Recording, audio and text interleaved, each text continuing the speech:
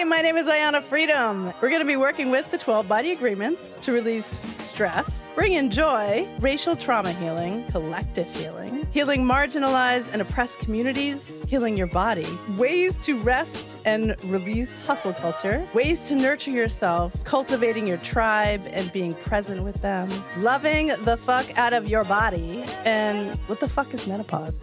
Join me for this journey of getting your mind, body, and spirit the fuck unstuck. How's it going? Hi. Welcome to the Unfuck Your Stuck podcast. We are on episode 3, but agreement 2. I know, crazy. Right? Who works for number 2? Number 2. I have 2 guests with me today. Hello. Blessing's like really calm today, so we'll see what happens. Christy's like on fire, so we'll see what happens. I'm kind of like in the middle, so maybe we'll all balance each other out. Balance. It's good. It's a Libra thing. Yeah. Okay. Blessing, what do we have to do before we do anything else? Meditate. I mean, and what else? Deep breath. Whoa! There we go. Wonder how she got that. Okay. So breathe. We have to breathe before we do anything else. Meditation's also great, but it gets confusing because people get so stressed out and overwhelmed about like the word meditation. So we're actually just going to breathe. Meditation is just being still with breath. All right. Ready? Close your eyes, everybody. Drop your shoulders, drop your jaw. Let all that yummy food we just ate settle in your body, because mine's like trying to digest. Although it feels actually good in my body. Drop it like it's hot. And drop it like it's hot. Deep breath into the nose, out through the mouth.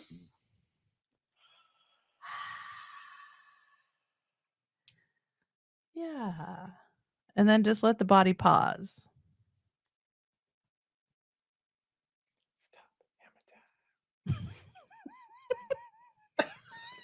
Christy will insert lyrics often, even during meditation. Stop. Hammer time. Oh my God. Another deep breath into the nose, maybe out through the mouth. Make it loud. That was good. Blessing, did you exhale? Are you sure? Are you sure? Because I didn't hear it. It was on me. I don't know. Deep breath into the nose. Let me see you. There we go. Ah, nice. All right. That's really good because agreement in 2, Blessing. Did I tell you what it was? Oh, are you awake? Are you with us? He's not doing it. Well, she's kind of doing it, right? So it is, I agree to not rush and pause often. So that's agreement number 2. So that's what we're going to be talking about today, which is awesome because Blessing and I just had a conversation about that in the car because she seems a little stressed out. And I was like, well, what do you do with your body when you're all stressed out? And she's like, I don't know. So we're going to give her lots of tips today. And I think by the end of today, she'll have it all figured out. Although I think you have more figured out than you.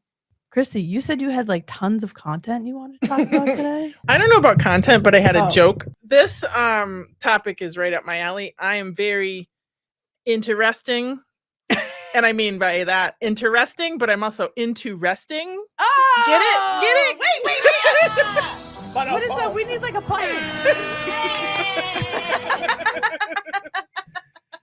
Yeah, that's a good dad joke right there. Anyway, I love it. What I think is interesting is like in a dynamic, I am often in friendships and in relationships with people who have the high cooker energy, and then I've got the slow cooker energy. Are you talking about me? I might be talking about you, Ayanna. God. Okay. Pressure cooker energy, and then there's like slow cooker energy. This is like the difference between, to bring it to home to the kids who might understand, like the kids. If they order on Amazon, it's the difference between next day shipping and subscribe and save, which I'm more of a subscribe and save person. Like I am like the tortoise. There's a tortoise and a hare. I'm like the hare. A lot of people are the tortoise. And I think you need both. Mm-hmm. So I'm not saying like I'm better because this is number 2 and that's me. Okay. But no, it's more about balance, because I benefit from people who have a little bit higher energy to get my energy up. And then at the same time, though, I think I've reaped a lot of benefits from being Slow. low and Okay. slow with how I do Not life. like slow and steady, but low and slow. Low and slow. That's how it's Okay. another cooking metaphor, really. So that's how. Okay. Yeah, I see where you're going with this. I love it. I love it. Why can't koala bears be bears? Why? Why? Because they don't have the qualification.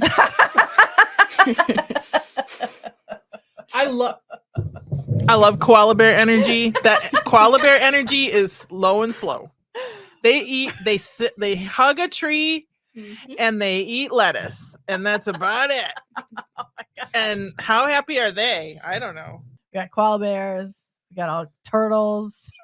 Hugging trees. So okay, so the Amazon Prime. It's not awesome to shop on Amazon. We try to like do the local thing.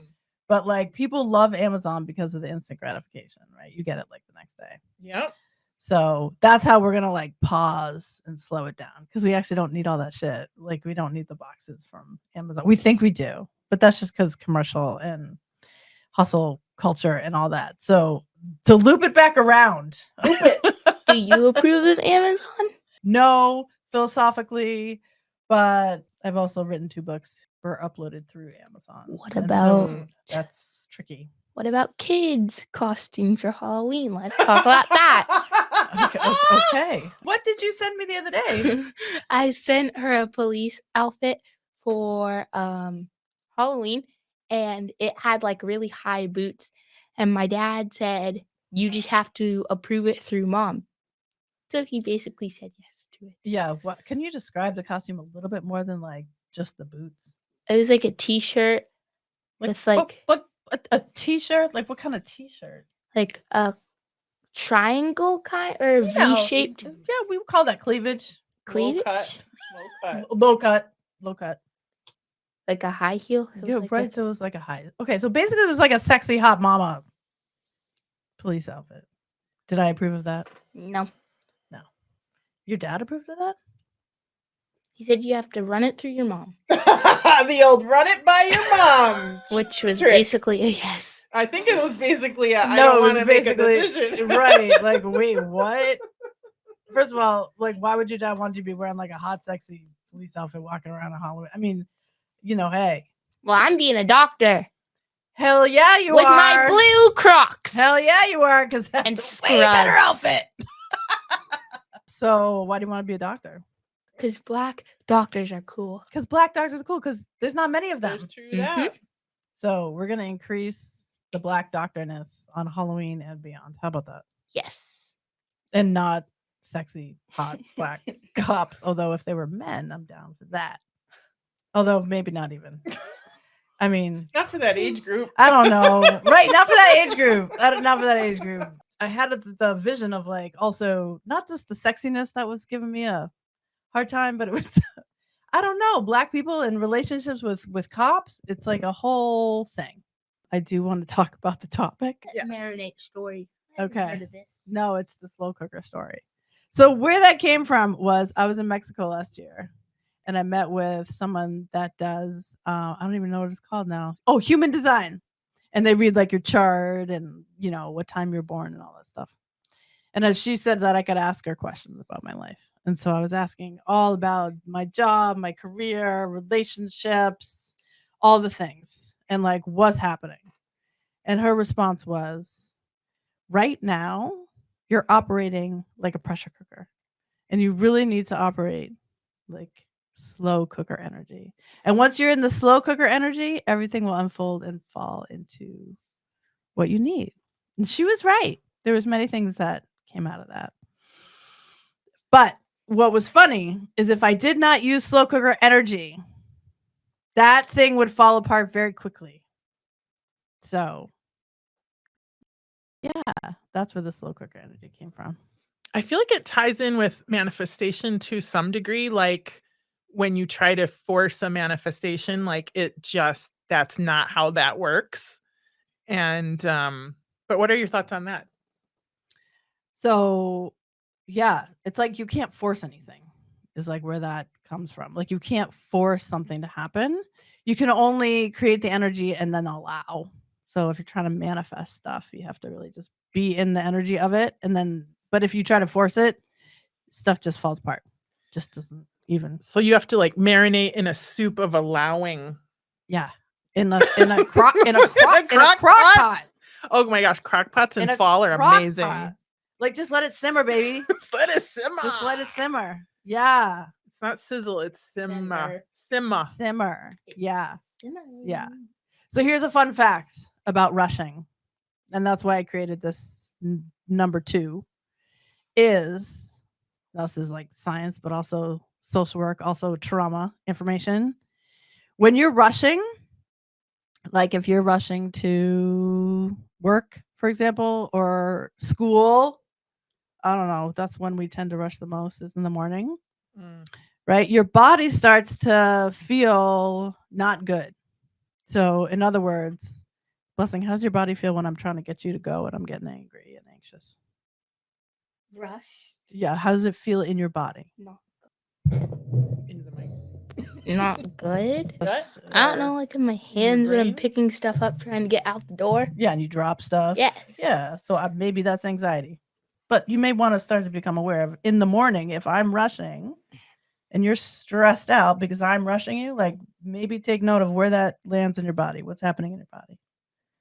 My brain's rushing things. Yeah, maybe your brain's rushing stuff. So just become aware of it. There's no right or wrong answer. But here's the thing. It's the same when you're rushing. It's the same exact thing of when you may be like in a dangerous situation. So like if a bear is coming at you. I'm rushing out of there. I'm rushing out there because I'm a track star. You're a track star. So That you're going to bear's not use your catching feet and me. you're going to get the out of there as quick as you can. We bleep the F words out now. No, I guess not. We get the fuck out of there. Right. Okay. Yeah. I was trying to be respectful of you because you don't like swearing. Who, me? No. Oh. Blessing. Oh, Blessing doesn't like it? No, she Oh. doesn't. Which is funny because she's my kid. Oh. Well, Yeah. Dad over here says I can't say frickin'. What else do you want me to say? You won't let me swear. He's like, stop with the frickin'. What am I supposed to say? Fudge? I don't know. You won't let me swear, so get. I mean, with I the don't really frickin'. let you swear in school either, but like, and you just Not don't in like to school, swear. just like home. Yeah, you can swear at home, but you don't. That's okay. You don't have to. You do you, boo. All right, ready? So if there's a bear coming at you and you're like, oh my God, right? So adrenaline starts to kick in, your body's heart starts to race, you get all frustrated and just like scared, right? And then your body goes into fight or flight. Huh? Fight or flight. Fight or flight. So like I thought it was. Wait, I thought it was fight. The thing in our school, it's called like when you're like running. So if you can't get, if you run, and then if you can't get, like if you can't hide, you fight, and then it's hide. So it's run, fight, hide. The run, fight, There's hide a drill. fight, flight, freeze. Fight, freeze. No, it's called run, fight, hide drill For what? for school. Oh, if our like if school- you're yeah. like if you're in lockdown. No, like Oh. if our school comes really unsafe. Yeah, Like, like we it's would- like right. Yeah, like we would run out like some way, and so then if there's a danger in your school, and we can't like hide, we would run. okay, And if we can't fight it off, run again like somewhere else, like to like some neighbor's house or something, like some community, and say, "Hey, my school is like under attack. Can I come?" Oh, okay, Let's run, hide, fight. okay. So that just made my body a little, I don't know, reactive, because I'm picturing you in a school in danger, and so my body went there right automatically. Well, my school's It's never amazing had how- that. I know, You but can like, just, good. like go there without being in the situation. right. But then my brain went to like seeing you in a school and having a Mm. rut, like, and then my stomach and my heart got a little like, ooh, that doesn't feel so good to me. I know you're okay, but thank you. But that was a good example of, right? I know I'm in this moment. I'm doing this podcast. We're all having a good time. But my brain then went to like danger. And then like my kid's in danger. And then my body started to react. You felt that in your body? I felt that in What my did that feel body. like? Where in your body? So my tummy, my heart, my head got a little like ahead of itself. like trying to play out like how could I get to you, even though you weren't in danger. Wow. Yeah, my head just did that right in That's that called the moment. mama bear instinct. Yo, I'll fuck a mother up if someone tries to get her. Oh my God. Yo, you don't know how strong she is until she is about to lose something she really loves. Like she takes boxing lessons. She'll bring her boxing gloves. She'll bring her boxing gloves. Shout out to Lloyd. Lloyd's my personal trainer who also helps with strength training and boxing. Wait, Lloyd? His name's Lloyd? His name is Lloyd, yeah. Was that funny? Guys, there's this video and it's like, Lloyd? No, Dad, it's Lloyd. No, it's Lloyd. I'm the one who named you. You have to call him Lloyd. Now I'm gonna be like, Lloyd, we got a box. Mama said knock you out. I'm gonna knock you out. We do play that because, like, oh really? I love that song. I mean, it's like in a ring. Like, Yeah. we're like seriously, and he's hopping all around, and I'm just like, yeah. And yesterday I got like really into it. I mean, really into it. Think it's something that makes you super mad and just go for it. Yeah, I wasn't mad yesterday. I was actually kind of happy. Well, think of something that makes you very mad. Well, that's what got me there. Was like thinking of it. I've been doing this for like 2 months, but in the beginning, I did have to I was kind of mad about some stuff, and so I wanted to fuck somebody up. So yeah, your brain and it was like stop, drop, and roll. You got us going, fight and flight. Yeah. So my whole point was, when you're rushing, your body really thinks like it almost creates the same environment as if you're in war or if you're in extreme danger. It's the same. So the whole point of the podcast is to try to help people understand when you're rushing. Doesn't matter if you're just rushing to yoga or if you're just rushing to your job or you're rushing anywhere, right? Meaning you're moving way too fast for the comfort of the moment or your body. So there actually is no reason to rush, like zero. So like, I know people think like they're gonna like, if they rush, they're gonna get somewhere faster. It's actually the opposite, because your nervous system is so dysregulated that you end up losing stuff, and then you drop stuff, and then you can't find your keys, and then you drop your keys, like then you lock the car, and you like all these things then end up happening. And then that is my life. That is Christy's life. And then you're late. Never. Then you're late. And then you're late for stuff. And so like it's counterproductive. You're mad at yourself and your cortisol's up and you're right. It's like, yeah. And then your cortisol's up, and like the cortisol is now the bane of my existence. Oh yeah. It really is affecting my life. I'm understanding it more now. But it is, I think probably when I was much younger, I had cortisol in my body, but because I was younger, I was able to process it much quicker than me actively having to like for hours get that shit out of my body. Let me bring it into a different realm too, in terms of like there are physical fight and flight, there's emotional fight and flight, but also I want to say there's something about not rushing through this from my personal experience right now in my life, which a lot of people my age are going through. Grief. And grief, it doesn't even have to be later in life. There's grief all along the way, but trying to rush through grief absolutely does not work. It never pans out well. I think I would like to bring that home for people, because I think people feel bad when they are in a state of grief, that they might need rest or that it might take time. My father passed away recently, a lot of people know, and my mom keeps apologizing for still being sad. And it's like been a few months. They were together for 60 years. Our culture kind of just expects people to grieve, get over it, and move on.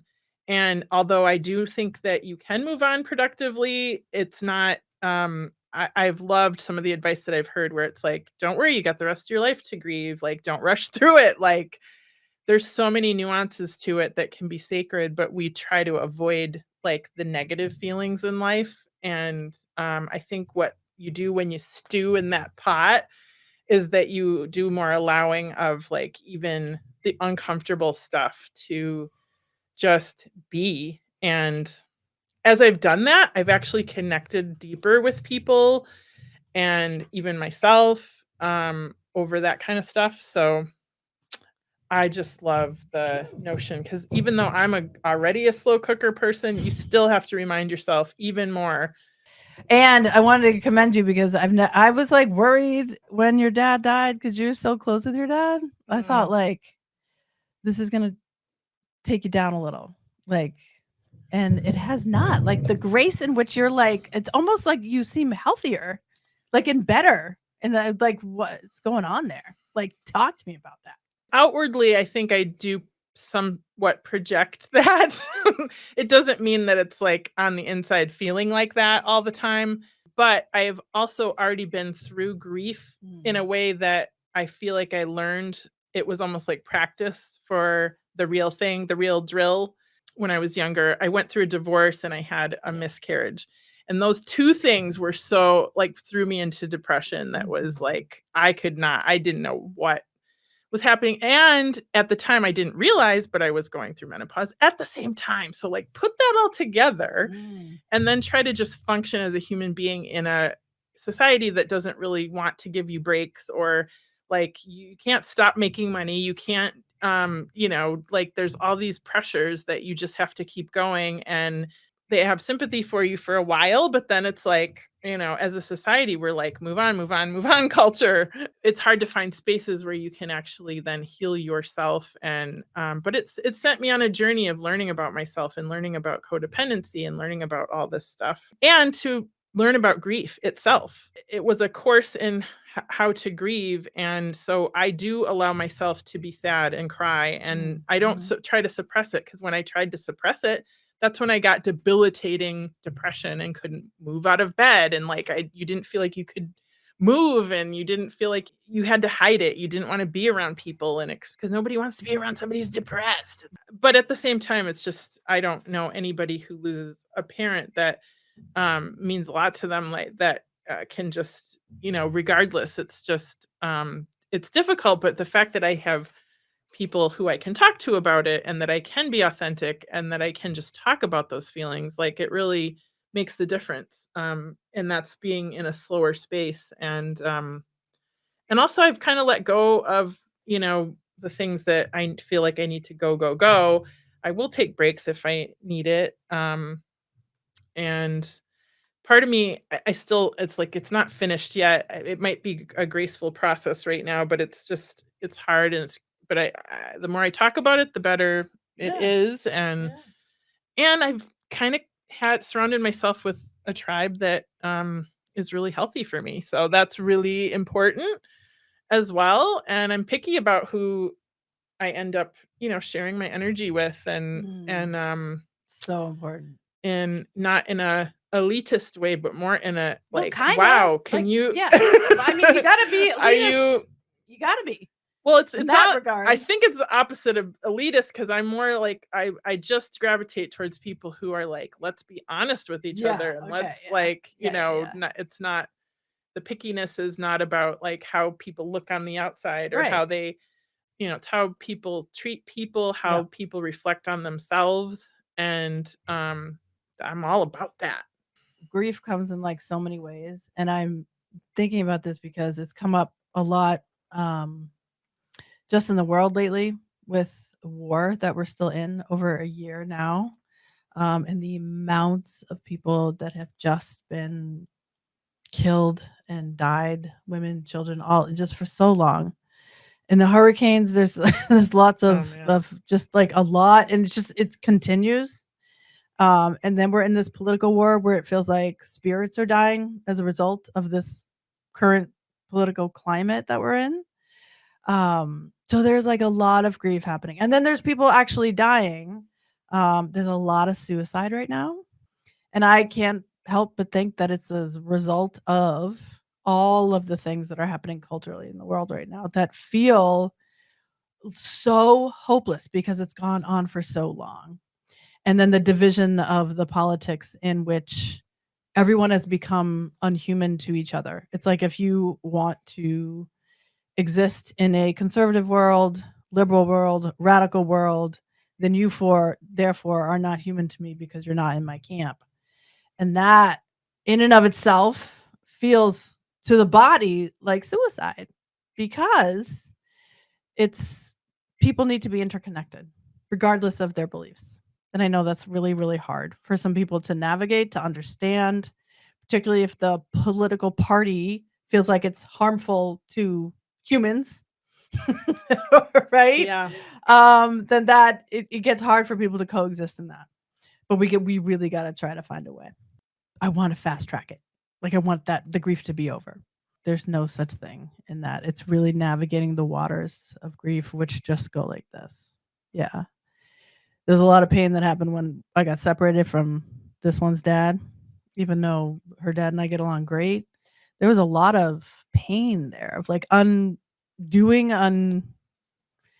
learning, and then learning, and then everything was different. Blessing, remember how different it was in the beginning? Mm-hmm. Yeah, so we all had to adjust to that, and it's okay, and it's great. You're okay, yeah?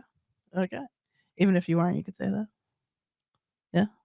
Is there anything hard about the divorce? Just like forgetting stuff at like each other's houses. Yeah. If I need my headphones for school, I'm gonna be like, oh, they're at mom's house. Yeah. Oh, they're at dad's house. Forgot them. Yeah. Yeah. Anything that you remember when I first told you? Where the leaves were, and I stopped like every few seconds to go play on the things. Yeah. Do you remember what you asked me? Remember any of this? I'm gonna tell the story, but I'm curious as what you remember or not. I think I asked if we could bring the dog. No.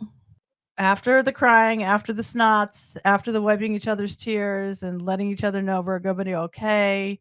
I mean, her first response was like, well, Mom, you were fighting a lot. Oh, yeah. Which I was like, yeah. And then why do we want to do that anymore? We don't. The next question was, can I get a phone? I thought it was, can I get a pool? Because you got that too. There's something. It's okay. I don't know. You're like, Mom, what if I get my period and then I need to reach Oh. Good one, because there was no way I was going to say no to you needing a phone after you said that. And that was pretty smart on your part. Very, very smart. Smart. I was like, my kid's smart. Even if she just manipulated the fuck out of me, I'm down for it. So we all had to slow down after that moment together. And then Blessing, I feel like we slowed down and then you and I kind of got closer. Mm-hmm. You feel like that's true? Yes. Yeah. You feel like we're really close right now? Yeah, me too. And we could talk about all kinds of stuff like that in public because this is public. Yeah. Yeah. Okay. Is there anything you wanted to talk to the listeners about today? Like maybe your crowd, like are there kids stuff that you wanted to bring up or share? Doesn't have to be about the topic of slowing down. We kind of covered that. Guys, tell your parents to vote 2. Question. Oh. Tell them to vote question 2 for no MCAST. So, because a lot of kids are not getting the basics of like taxes. Like me, I'm not getting the basic taxes or like basic stuff in the world that we should know. Learn actual stuff that will help them in the world. Algebra, yeah, okay, you can use that. And well, it's not really useful, but you can use it if you're going to be like a carpenter. I don't or use like it. building or like building stuff. Yeah. So like let's go over the basics of taxes and like money Really and clocks. Yeah. Wait, and what was the last everything thing you else. said? I'm getting And nervous about my clocks. taxes. Clocks? Yeah, like time, like daylight savings. Oh yeah, learning all And about like that. the 3:15. When you ask somebody who's definitely not your age, what time is it? They would go 4:15 or like something, and we're like, huh? And we would just end up checking our phones and we're like, oh, like 3 something. Yeah, because y'all are in the digital age. Yes. They're in like the pressure cooker. Yeah, they're in Yeah. the pressure cooker. They're born into it now. Oh God. That was good. Okay. Anything you want to say about me and Christy? They act like teenagers when they're with each other. Oh, that was so true. That's so true. That is so true. We're very teenage-like. We bring out the inner children that yes, need our to inner be children seen. come out and play. That's right. Getting back to the inner child stuff, I think that we aren't really born rushing, right? Like it's our kind of not a natural state, but it's the state of the world that the environment around us to multitask. I think I want to speak specifically to women who are expected to multitask and do everything. And we kind of get good at it, and we don't it reinforces, we are always reinforced for it because there's motherhood and there's jobs and there's this and there's that. And it's like managing, Grand Central Station, and there's books written about how to do it well and how to be perfect and how to have everything under control. And it's like, what about like one thing at a time? Sometimes I challenge myself to do that, and I can't even do it for like a minute. I am always thinking about what's next. What am I not doing? You feel like the world's going to crumble around you if you take time, and it doesn't. It doesn't. I know. So America is like the biggest culprit of like, you have to do this and this has to happen after that. And then you got to be superhuman to make it happen. And if you're not white, forget about it. Yeah. Add a whole nother layer on top of that. Every barrier is in your way. And if you don't hoop over that barrier, then and do it better than everyone else. Then you suck. And yeah. Yeah. Not you, Blessing. No. It's not an accurate portrayal. It's just the pressures that we have. And I feel bad for kids growing up without knowing what it's like to just not have some kind of digital thing in front of them and enjoy what's around them and nature and riding your bike for like hours. We're so separated from that. Hiking and water. Just grounding in general. We're just so not grounded. But that's why we started this podcast, by getting grounded. Exactly. Even in the pause, people feel anxious. Ooh, so even when you try to slow down, because the culture that we're in teaches us that you're only good enough, you're only a good person if you're rushing all the time and being this big successful person and producing and getting like all that stuff, then naturally you get anxiety for not doing that. And Blessing, you actually talked about that today when I said, like, what are you stressed about? Because you seem kind of stressed. Well, the test? Yeah, like academic stuff, yeah. I don't know. I don't like the test already in 7th grade. And particularly for some of us who have different brains that may have ADD or ADHD or anxiety coupled with that, it is really hard for the brain to separate out what's important and what's not and what's a priority. And guess what? The only way you can identify that is through the body. So when you know your body feels good or it doesn't, it feels stressed out, then you know something's got to shift or change or pause to slow it down so that you can then do something else. Yeah, and tests are hard, right? And then great point about the MCAS. Like, my personal opinion, like, get rid of that stupid ass test. Like, my God. Agreement number 2. I will not rush and pause often.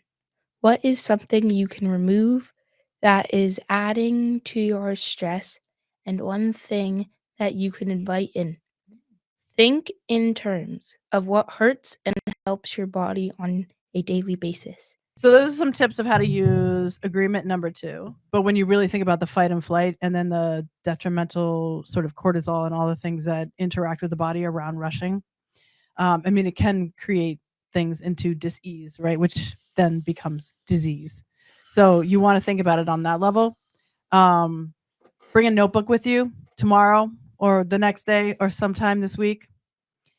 When you catch yourself rushing, write it down. Just write like a tally. And then don't even judge it. Just like make and at the end of the day, before you go to bed, check it out.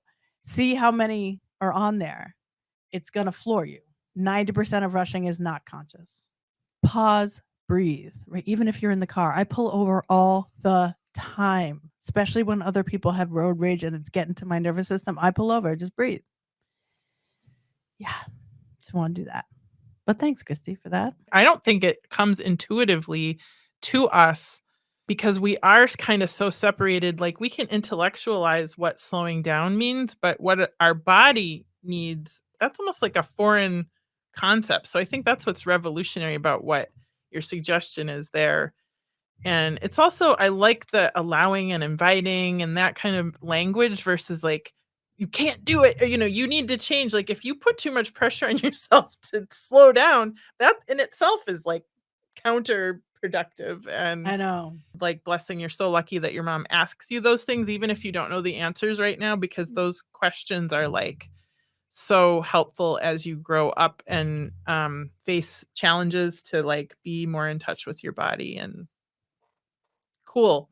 I've learned so much about that from being friends with Ayanna. So I'm so glad. Yeah. And you're very helpful with me being a slow cooker versus a pressure cooker. Like Yes. she'll even put her hand up and just be like, I was so excited Slow when it that the fuck woman, when someone else besides me told her, like, slow cooker energy. Like, I didn't use those words before, but I was like, oh my God, yes, that is exactly, this woman is brilliant. But part of it, I sat with it the other day and I was meditating. I was like, where is this coming from? And part of it's coming from a deep responsibility of being sober and needing to help other people. And I've seen so much death. And so there's like this urgency of like, if I don't help people to calm down right away, they're going to die. Like, and then I'm like, but that's not the energy you got to come at it with. Right. So I had to like forgive myself of like, okay, that's where it's coming from. It's not productive. I've been much better lately. I'll fall back into it, but I'm conscious. I get it. And then I can talk about it. I can still talk about, I got real caught up in that situation. Mm-hmm. Well, we all do. I know. We've been talking a lot. All right, ready? I know. I'm going to read a quote. And this quote is by Octavia Rahim. If you haven't read her book, I actually think she came out with a new one. Pause, Rest, and Be is the first book. And I think, please don't quote me on this. The second book, I think, is called Sacred Rest. You can't muscle through this. This requires surrender. Surrender does not mean giving up. It is giving over. A giving over to something or someone with everlasting arms that can lean into and be held by. We call it grace. So, friends and people, more grace, more love, more pausing, more resting, more slowing down, less rushing. Thanks for joining us on the Unfuck Podcast. Unfuck Your Stuck podcast. Yes.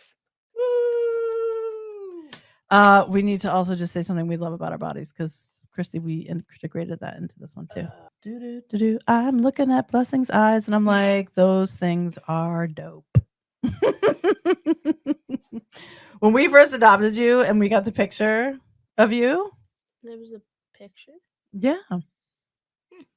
Yeah. When they give you the papers and they're like, here's the person on paper and then here's the person in the picture. Yeah. I don't remember my picture being taken. Those eyes, those big brown eyes. I was like, ooh, that person can really see the world and take it in and think about it and have there was lots of imagination and light in your eyes. Mm-hmm. Your hair. You like my hair? Yes, your hair. Cool. What do you like about my hair? It's very soft. It gives other people like potential maybe with like their hairstyles. Like if somebody did your somebody did your hair, like your hairdresser when she does your hair, I bet she's like, "Ooh, Ayanna has a very nice, soft, very nice hair." When you get it straight, blown out. I got that sometimes. Yep. Mm-hmm. Okay, the body part I like of both of you is your hearts. Oh my God! Oh, that's actually, it's more metaphorical, but it's okay. It's a way of seeing others, the potential, and even going through struggles. Sort of. Oops, I don't have this. I gotta get the microphone here. Yeah. Okay, that's better. Seeing the struggles, but also seeing the humanity beyond the surface, I would say. And I think you both possess that. I also do love this hair. Yeah, Blessing got cool hair. I mean, it changes, but this particular hair is pretty kind of cool.